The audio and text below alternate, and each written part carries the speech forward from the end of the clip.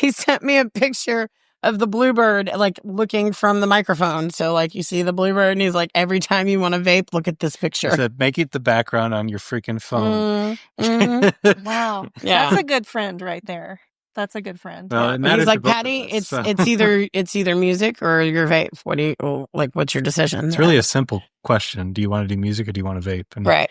Fortunately, she made the right choice. Yeah. Yeah. So I had to and I've noticed too the difference. It's a huge difference because I deal with allergies. I get allergy shots I'm allergic to everything, and so that already is an issue that I have to deal with my vocal cords, and then to add the vaping to it, like it was destroying my voice. Period. I'm your host, Brandy Fleck, and this is Human Amplified. This is a show about our existence, our place in the world, what it all means, and ways to make it better. From big picture ideas that blow your mind to practical life advice, we explore it all. We amplify the voices of healers, survivors, mystics, disruptors, scientists, creatives, and everyday people like you and me to expand our consciousness and use that awareness to evolve into who we really want to be in the depths of our soul. Humans Amplified. Thanks for tuning in. If you enjoy this episode, please go rate and review the show. And remember to subscribe where you get your podcasts and on YouTube. Support for this podcast comes from Intuitive Bodywork Tennessee. When I'm not podcasting, I'm working at Intuitive Bodywork Tennessee, friends, and I love it. Intuitive Bodywork Tennessee is a holistic wellness center with a peaceful, healing vibe based in Franklin, Tennessee. We offer services like different types of massage therapy with highly skilled massage therapists, Reiki, trauma-informed coaching, immersive sound baths, popular classes like yin yoga, chakra balancing, and book studies. And we even have a relaxation room where you can come in for red light therapy, leg compression therapy, facial acupressure, or just to meditate or journal. The owner, Laura Stendell, and I are actively growing and building out the space to be a safe refuge for you with different forms of healing support. So come check us out soon and learn more or book a service at intuitivebodyworktn.com. For the links mentioned throughout this episode, check the description box on YouTube or the show notes at humanamplified.com/episodes/136. Okay, so the question is, what is being human to me? And to me, being human is based on my emotions, my morals, and my conscience. I'm very much an emotional person and very empathetic, and so my mood is based on my emotions and the emotions of people around me. So that is what I would constitute as my humanity. So yeah. What's up, y'all? I'm Boomer Roe.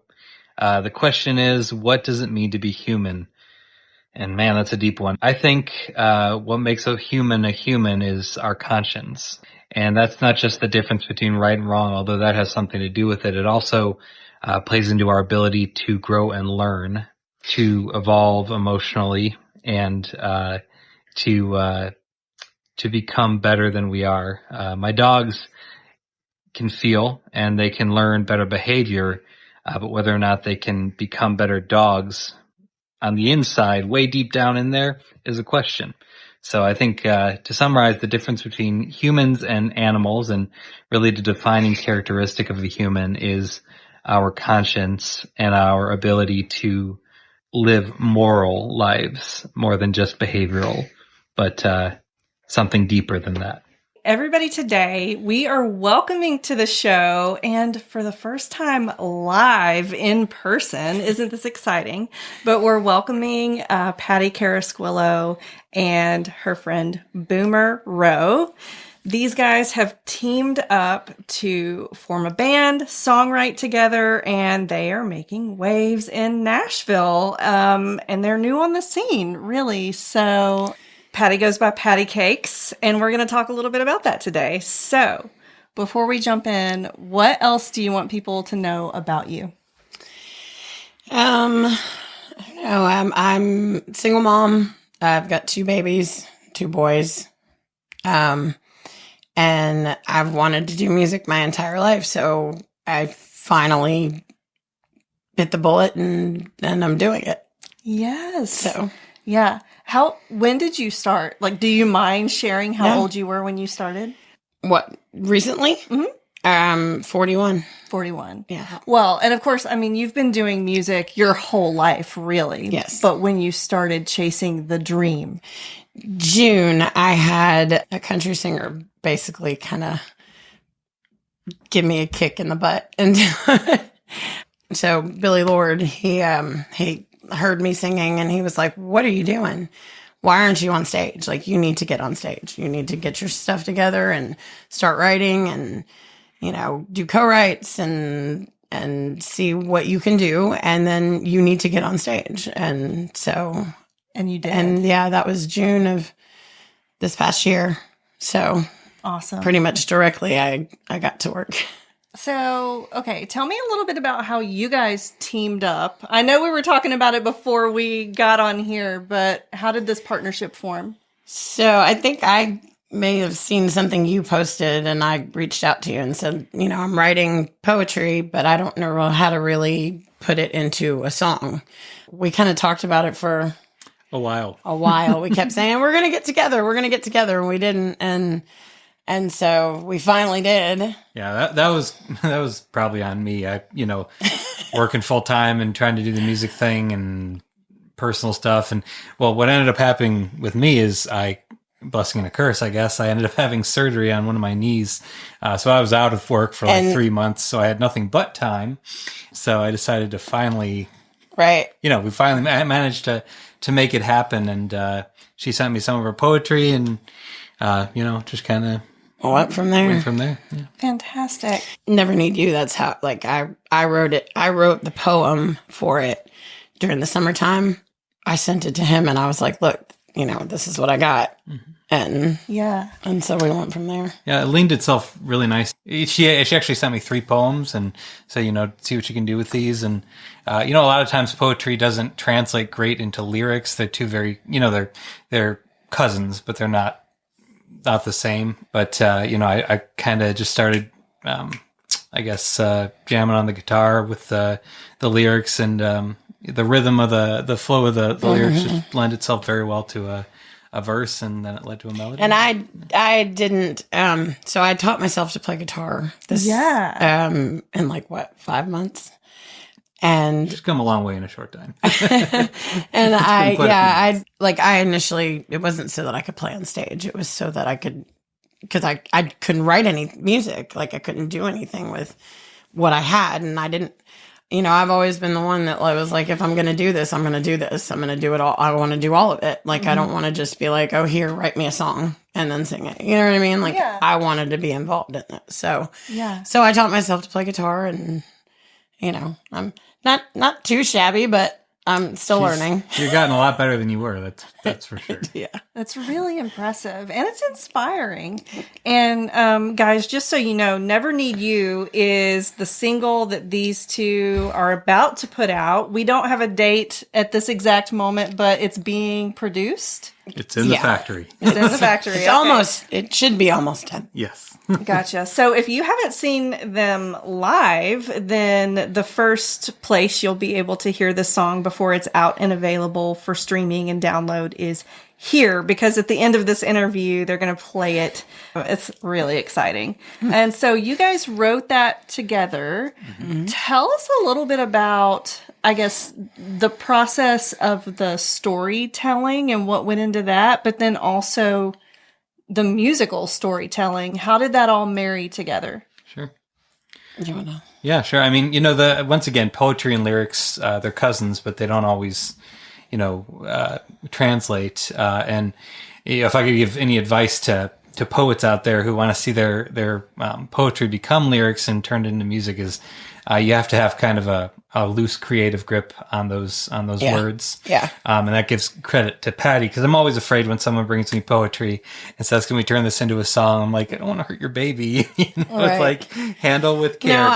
I think I was really like, I want it to be the best that it can be. And so it's sometimes, and we've written another one that is amazing. And that'll be the next one coming out eventually. And he took my poem, but we took the idea and ran with it, and then just wrote a whole new, like, maybe a few sentences here and there stuck in the actual song, but the concept, is what we took. Is really what we used more. So, when it comes to translating poetry to lyrics, and even lyrics to music, sometimes you got to have that willingness to do what's in the best interest of the song, as opposed to, that's an important thing to remember. Cause I'm always afraid, I was afraid when I did this, I'm like, she's going to hate it. Cause I've like, taken apart. Well, and we worked together to put it back together. Yeah. Like he had the music, and then, he kind of had a beginning, and then we worked together and got it, to where it is. So. Right. Yeah. And really the job of the songwriter is to remove yourself from the equation and to tell the story of the artist. Right. So the art and the real challenge is how to tell that story, make it something that's, something that people want to listen to, while also staying true to, because feeling the emotion of the song. It's a very personal story for you. It is. It's I was going to ask. I mean, so my marriage wasn't great, and I was looking at I have to get out of it, and I had 2 kids. I had no finances, nothing to be okay with, and I still had to make that decision to walk out and be done. And so that's where it came from. And I was when I wrote it, the poem, I was sitting on the beach, and I was looking at my kids, and they were playing, and I was kind of happy with where I was, and I knew that I was going to be working towards this. And so I was like, okay, like that's where I was then, and that's how I felt in that moment when I was leaving, and and looking at where I am now. And it just was like, yeah, this is, it was right. You know what I mean? Yeah. So. Yeah. And the song is really a testament to how your story can speak to. One of the best pieces of advice I've ever heard about songwriting is people don't hear your story in your song. People hear their story in your song. Mm-hmm. And in the times that we've played this out, and I'm sure we'll talk about this in a minute, Tennessee Songwriters Week, the reason that, we moved forward, and the reason that people enjoy this song as much as they did is we had one woman come up to us after the second round, and she was like, I don't know about this or that, but I was down there. I was like, yeah. No, one of the judges told me in the first round. Yeah. Was, he was like, I'm recently going through a divorce, and that spoke to me. It was like, so relatable. It was, I understood those feelings, Yeah. So, and I mean, it all comes back to emotion. Like, and that's, for me, that's always been the big deal about songwriting, and why I wanted to do it, because, you want to put it's what you went through, but so many other people go through the same thing. So, you're not alone in those experiences. Right. And the music can sort of be healing too. Mm-hmm. Like it helps you get through those times. Yep. Absolutely. Honestly. Yeah. As Boomer just alluded to, they were finalists in the Tennessee Songwriters Competition. So can you guys tell us a little bit about what that process was like, and just what you did to get to where you were? So I have a lot of really great contacts through Hop Springs out in Murfreesboro, and Miranda. It's a bar. It's a venue. It's a beer park is what they call it. Ooh, okay. But it's a great place, family friendly. Like, they do all sorts of things there. I played the, what's it called? The Oreo Festival for 6,000 people. Nice. With rock and country out there. So like, they do a lot of different things. You had me at Oreos. Yeah. Me too. And so, Miranda, which is the GM there, she was like, hey, because she'd heard me sing a ton of times there with rock and country. Mm-hmm. And she was like, Tennessee Songwriters Week, you're going to do it. And I was like, because she had heard a little snippet of Never Need You. And she was like, you're going to do it. Sign up. She's like, sign up and, we'll get the paperwork done and everything. So I'm, mentioned it to Boomer. And so we decided to do it. And I did not think that we were going to win. Oh, no. I was like, the amount of talent in that room was insane. Robert Abernathy is a country singer, and he's also my boy's gym coach. Oh, okay. He's fantastic, has albums out. Like, he's amazing. And he got up there and sang his song, and I was just like, yeah, I'm not going to win this. There's no way. Yeah. And so at the end, when they went to call us, we got it on video. I told Mama, which is Cindy Gannon from Rock and Country. I was like, Mama, go record to see who wins. And so I just stood in the back and I was just like, drum roll, calm, no big deal.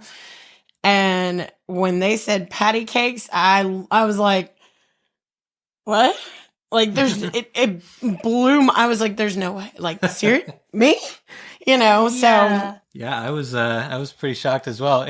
It's a testimony, I think, because so many people got up there, and I'm an okay guitar player. Like, I don't ever claim to be the best in the world. Some of these guys are riffing like crazy, and like technically, some of these songs are way out of my league, and way above Never Need You. But once again, just as testimony to how much more important it is that the song speaks to people, right? And people feel the music rather than just hear it. And, because we spoke to one of the judges later, and he was like, yeah, I think everybody it was really uplifting and people really related to it. Yes, it's strong. It's just, I guess that's what it comes down to. Cause it's a good song. It's a fun song, but I didn't expect us to beat out that level. No, and that was the first thing we wrote together. And the first time we ever played it live. And the first time we ever played it live. Like, it was insane. Yeah. So. Okay. It just, for me, it was kind of a wake up call because, as a writer, you're always your own worst critic. And, I look at this song and I'm like, oh, I don't know about this and that. And, this isn't that great. And, I always tell people, I write like 100 songs for every one that I like. And, that one usually ends up getting pushed to the back burner because I've already written 100 more, but, it just goes to show, like, believe in yourself and you are better than you think you are. And if you reach a point where you think you're great, then you should probably reconsider that. But, it was very surprising for me. I called my parents later and I was like, I can't believe this happened. Like, I didn't think this song was all that great. It was a good song, but I didn't think it was that good. Tennessee Songwriters Week is a big deal. Yeah. It's Bluebird and Taylor Guitars and NSAI, which is Nashville Songwriters Association. Yeah. Okay. So, which is where we write up. I go. He's got his membership. I haven't gotten mine yet. I tag along. I'm like, Boomer, let's go write. Mooch. Just kidding. What was that? Sorry, hey, single mom. But anyways, it was great. It was a real encouragement, I think, to both of us. And we went on to the finals, which were at Portland. Yeah, up in at Portland. The Temple Theater. Which was super cool. We didn't make it through the finals to go play the Bluebird, but I was okay with it because the song that sang in front of some major, and the song that won deserved to win. So, and it was a great song. No shame in being beaten by the best. Well, I was just happy to be there. I was Absolutely. like, we're just gonna go. We're gonna do it, and it's if we don't get it, we'll get to the Bluebird eventually. So most important part, I think, for us was the exposure and the confidence boost. That. Yeah. My name was on a poster. It was. That's awesome. Was that the first time? Yeah. Okay. Yeah. Well, it'll always be the remember when. It was a good time. Well, it sounds like you guys are headed in a great direction. You're having fun. You're writing things that are like authentic to who you are. And I don't know. It's just great. It's great. Mm-hmm. So tell me a little bit before we, let these guys hear the song. Mm-hmm. What would you say to somebody who thinks it's too late for them to chase a dream like this? Okay. Well, I was that person. I was very much that person. I was like, I'm not going to do anything with my voice. I'm not going to sing. I'm not going to, it is what it is. Yeah. And like I said, I met Billy Lord, and he was like, I was 41 when I started, and his story's kind of similar. And I mean, he was 3-time Grammy nominated, and this coming when he had just started at 41. Mm-hmm. So he looked at me and he was just like, I was 41 when I started. You're 41 now. And I'm telling you right now, somebody's trying to tell you something. And that moment was just like, okay, like you can't not listen to that. You know what I mean? Somebody telling you that. Yeah. And because I kept asking, I was like, are you sure you think I'm good enough? And he was like, I'm telling you to do it. So do it. And I'm like, and so, it really is in a short period of time, I've done a lot. Like I keep getting things thrown at me and I'm like, okay, let's do it. You know what I mean? And that was it was a learning experience for me to have to understand that I had to put myself out there, because I've always been very shy about what I can do. And so like that moment of get yourself out there is what has gotten me to, because, right after that, I met Cindy Gannon from Rock and Country, and she kind of took me into her world, and, Mr. Mickey and all them, like, I literally started meeting, I would go every Sunday to the Hop Springs Jam, and it's literally just a room full of musicians. And so, I started talking to everybody and networking, and, like, people started bringing me on and saying, hey, come sing Crazy at my show, or like, you know what I mean? So, yeah. And it really just was a matter of getting doing the work and getting out there. And, if you believe that you can do it, then you'll do it. You know what I mean? Yeah. So it doesn't matter how old, I'm going to be 42 this month. But like I said, in a 6-month period, I went from singing in my car in the MAPCO in Smyrna to singing on stages all over Rutherford County and that. So, yeah. Okay. So it sounds like there was a pivotal moment for you where sort of like this mentor figure came into your life, encouraged you, and it was something you wanted to do. So then you just started putting yourself out there. Mm-hmm. And then the doors just started opening because it was the path. Right. Mm-hmm. Okay. Right. Yeah. Okay. If I can add into that, what I've learned, because I'm no spring chicken either. I'm not that old. I'm just kidding. Shut up, Boomer. I'm just messing with you. I'm like 3 years younger than you. But no, seriously, because there seems to be this misconception in show business in general. Yeah. But here in Nashville, no less, that you have to start when you're like 13 or something like that, which is great. You get a head start. That's awesome. And we've all heard Nashville is a 10-year town. But I think the reason they say Nashville is a 10-year town, because it takes 10 years to form the relationships that open the doors that lead to success. Right. What you've done is kind of open those doors before starting the process, because you are such a social butterfly and you're so good at networking.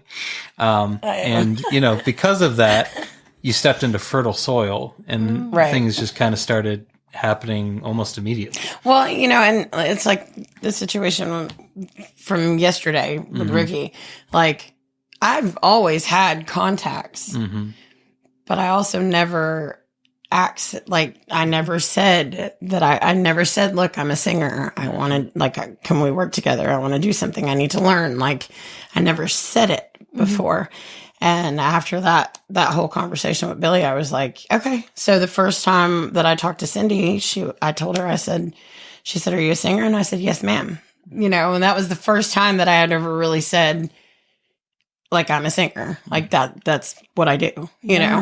Yeah. And I think that realization to myself was what made me able to then be like, okay, yeah, so I'm a singer. Yeah. Like, hey, you know what I mean? You don't wait for somebody else to tell you you're a singer. Right. Like, you owned it. Right. You claimed it. Yeah. And she's fearless too. Like, she'll be singing at the top of her lungs in a anywhere, Shell gas station parking lot, and people walk up to her and be like, was that you, you know? I shut my doors and closed my windows so no one can hear me. Yeah, see, I used to do that. And now, like, or if somebody was coming by, I'd roll the window up or something. Mm-hmm. No, not anywhere. I don't care. Like, I literally will sing anywhere. Yeah. That's great. So that confidence, plus the relationships and, adding a little talent and some work ethic, and that's where success comes from. Yeah. Well, and an interesting difference too between you and a lot of people who are trying to make it in the business is that a lot of people come from other places, right? So they don't have that fertile that is true. soil. That's a good point. But you're from here. You are from here. I'm a Smyrna girl. Yep. Yes. Well, when I was, and what's funny is, so I always talk about this movie, you already know what's coming. So when I was a kid, okay. Lion King. One of my favorite movies of all time, still is one of my favorite movies of all time, but River Phoenix, Thing Called Love. Okay. You ever seen it? I'm sure I have. Okay. Well, River Phoenix though was the man. So when he was here at the Bluebird, filming the movie, I was like, Dad, please take me. I want to go see River Phoenix. Never happened. But I watched the movie, and it's about singer-songwriters in Nashville, young singer-songwriters in Nashville trying to make it. And when I was like 10 years old, I was like, that's what I want to do. Like, I'm going to do that. I want to play at the Bluebird. Like, that was from then on. Yeah. So then it was like, once I started writing, and then I was like, oh, I can do this. I didn't think I could do this, but I can do this. So we're going to do this. You know what I mean? Yeah. Yeah. So, yeah.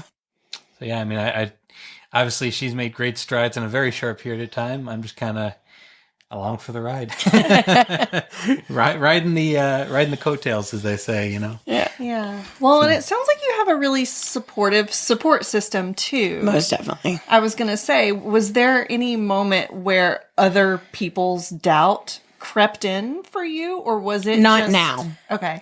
I think that's what kept me from doing it for so long. Gotcha. Was other people telling me, you can't do that, or, you need to find a real job, or, and right out of high school, that was the first thing that I wanted to do. I went to MTSU for vocal performance, but then I got sick with my lupus and everything. Yeah. And so that kind of dead in the tracks. And then I went back to school and wanted to try again, and ended up doing vocal lessons and everything. But like I said, with my health, it was just too much. I couldn't give what I was, they have expectations, and I was in and out of the hospital and things, and it just didn't work at the time. So I did 5 years of vocal lessons and then did nothing with it. I did vocal lessons in Smyrna with Janine Smith, and she was amazing. Took me on scholarship for 5 years because she believed in me. Yeah. So I've always had, there's always been people, my music teacher I was telling you about, first grade music teacher, choir director from fourth grade to 8th grade, still very much in my corner, still giving me tips, Miss Payne. There were people that fostered it, but then there were other people that kind of dashed as much as they could. So there always will be. So, that was a big thing, not having that support, not having somebody say, hey, you're talented. We can, you want to do this. Let's do this. That's a big part of what stopped me. Once I kind of got the chance again, then it was like, yeah, no, I'm not going to let anybody stop me from doing what I need to be doing. So what shifted for you that made it to where you were like, that doesn't matter anymore? I think part of it came from, with Roach. Roach was my fiance for several years, and he's dying of end-stage MS. Yeah. So, seeing him, being his caretaker, and, seeing him not be able to do the things anymore that he used to be able to do, and all of that, it was like that life's too short thing. Gotcha. I'm literally, I'm at this stage, and I don't have forever. So, it was very much let's just do this. I know that this is what I should be doing. I've known my whole life. I mean, I was 2 years old sitting at the piano with my uncle, and memorizing Madonna's True Blue at 4 years old and knowing every single word. You know what I mean? So like I've always known that this is what I was supposed to do. I just didn't have the confidence and I didn't have the, support that I needed. So, yeah. I would also chime in the sacrifices and changes you've had to make in your own life, including vaping, things you've had to give up. Yeah. Oh, you stopped vaping? Okay, so when Roach got sick, like I said, I was at that point where I was like, I'm not going to sing anymore. Like, there's no way I'm going to be able to do anything, so I just don't care. Like, it was a stress thing. It was, I was full-time caretaker for him and I had 2 children and I was dealing with my own disability. So like there was a lot on my plate. And I imagine the grief had to be that too, like really heavy. That too. Mm-hmm. So, I started vaping. I was just like, it was a release, Yeah. And we looked at my vocal cords a couple of weeks ago and I was like, ooh, I'm about 2 months ago. So I stopped like 2 months ago. Congratulations. That's huge. Well, and this one, he sent me a picture of the bluebird, like looking from the microphone. So like you see the bluebird and he's like, every time you want to vape, look at this picture. He said, make it the background on your freaking phone. Wow. Yeah. That's a good friend right there. That's a good friend. Well, he's like, Patty, it's either music or your vape. What do you what's your decision? It's really a simple question. Do you want to do music or do you want to vape? And right. Fortunately, she made the right choice. Yeah. Yeah. So I had to and I've noticed too the difference. It's a huge difference because, I deal with allergies. I get allergy shots I'm allergic to everything. And so that already is an issue that I have to deal with my vocal cords. And then to add the vaping to it, like it was destroying my voice, period. Yeah. And so like after I quit, I noticed I got sick with my allergies, but I could still sing. Like it wasn't you know what I mean? Whereas I had been really having trouble the past couple of years. Yeah. Anytime I got sick, like my voice was just completely gone. Yeah. And so, I was like, yeah, well, okay, it's done. I'm done. That's amazing. And she pulled it off on the first try, which is awesome. Yeah, I had to. Super proud of her. Thanks. Well, we had the bluebird coming up and it was... Yeah, I know. It was then or never. I know. Yeah, and then, of course, she got sick right before we hit the bluebird. I don't think we've talked about that I was sick for like a month before we got to the Tennessee Songwriters Competition. Oh my gosh. I bet that was stressful to have to be are we going to be able to go? I'm telling you, he was like, Patty, he was like, are you going to be able to do this? And I was like, Boomer, I will die on that stage, but I'm going to sing. I don't care. I was like, we're doing it. There's no backing. Like, no, we're not backing out. Yeah. And he was like, okay. He was like, are you sure? And I'm like, and even like the day of, we had to lower it. We had to drop it a key, a single step, which is, not a problem. Right. And, she did great. So it worked out. But yeah, really it's all a story of the things you have to overcome. Every place you look, you're going to find another roadblock to success and another roadblock to reaching your goals, but you find a way, and that's what she's done so far. So I've always kind of been one of those people that just figures it out. Yeah. Like my life has been kind of crazy. Mm-hmm. What did you say to me that day in the studio? We were at John Salloway's. I don't remember. What did I say? And he said, I was talking about, my first love and how like I ran away with him. And I was talking about Roach and, Roach dealing with Roach dying. And I was talking about my abusive ex. And I was telling him, and he goes, Patty, you know what that sounds like? And I said, what? He said, that sounds like a full album. And I said, yeah, my life's kind of that way. I was only half kidding. I'm like, we could write a 20-song album with all the different stages of your life. All the stuff that I've gone through. Yeah.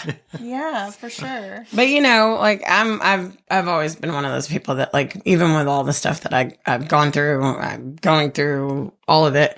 Like I still put a smile on my face and I still have, I'm bubbly. Yes, she is. I'm very bubbly. Yeah. Like I try very hard not to let that, get me down or stop me from anything. So for sure. Well, okay. I've got 2 more questions for you guys. And the first one is, what are your musical influences? Patsy Cline. Okay, so I country's always been probably my favorite genre. So Patsy Cline, the Judds. I like a lot of people now, Ella Langley and Lainey, and those kind of people. Dolly, yeah.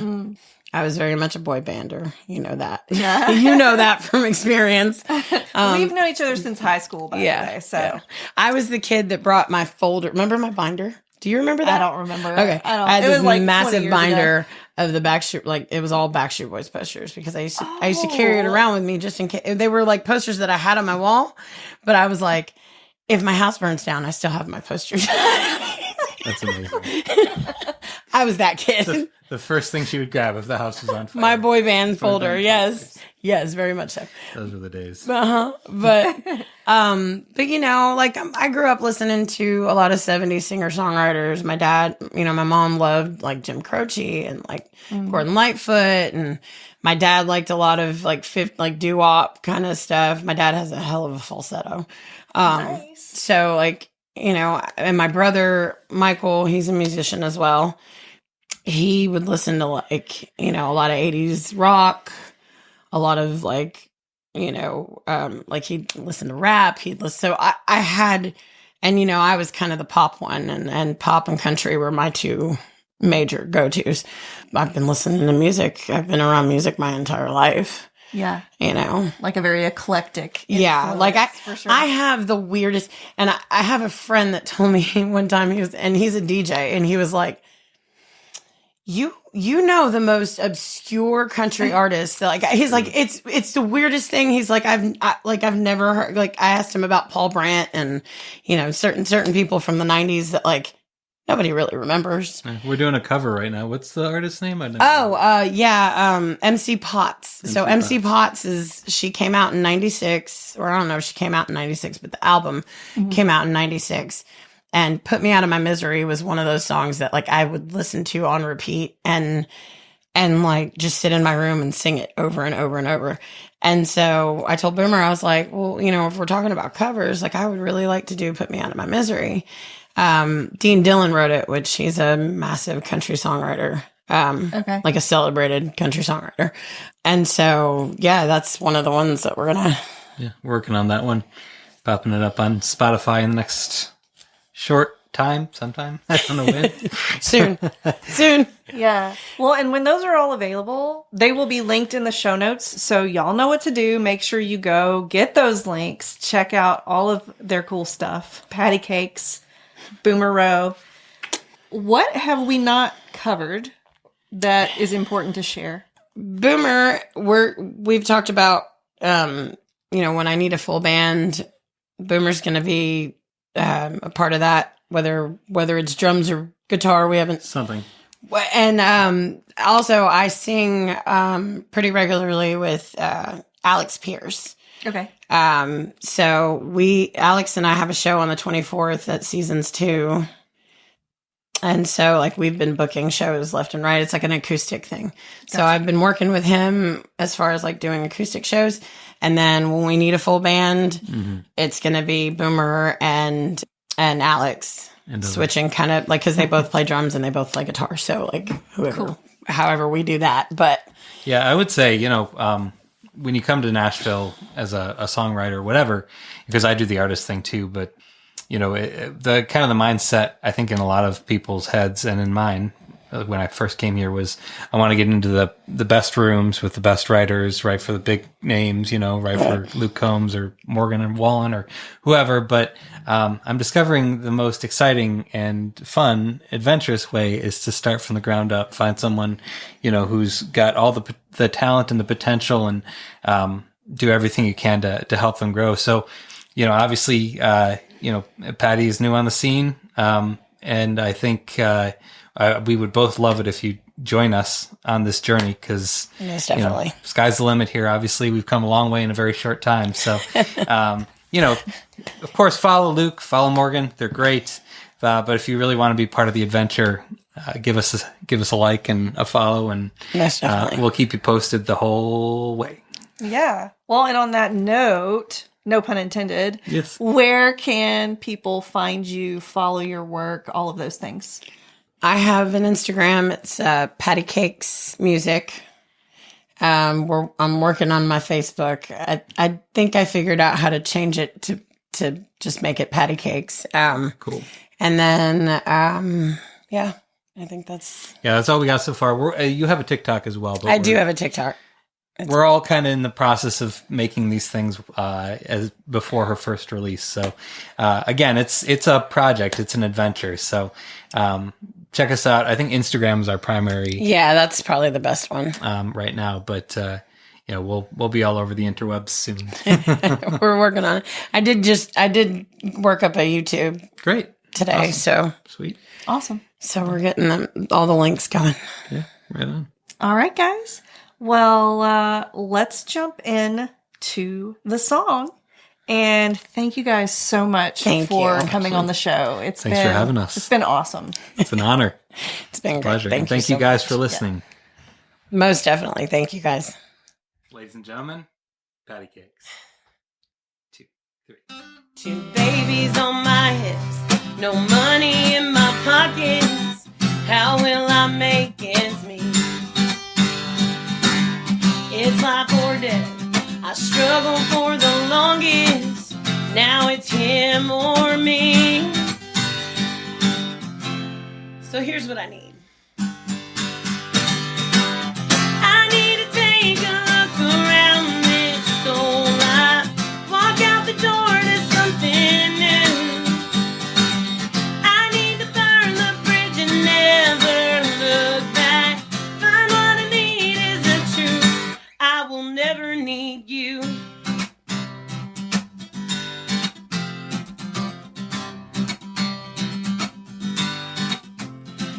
This new life got me shook, but you had me shaking. You had me on my knees. But now I'm standing strong. My world is changing. I set myself free. Now I believe this is what I need. I need to take a look around this old life. Walk out the door to something new. I need to burn the bridge and never look back. Find what I need is the truth. I will never need you. Now I got somebody who does all you didn't do, and I will never need you. I need to take a look around this old life. Walk out the door to something new. I need to burn the bridge and never look back. Find what I need is the truth. Oh, I will never need you. Never need you. Never need you. I will never need you.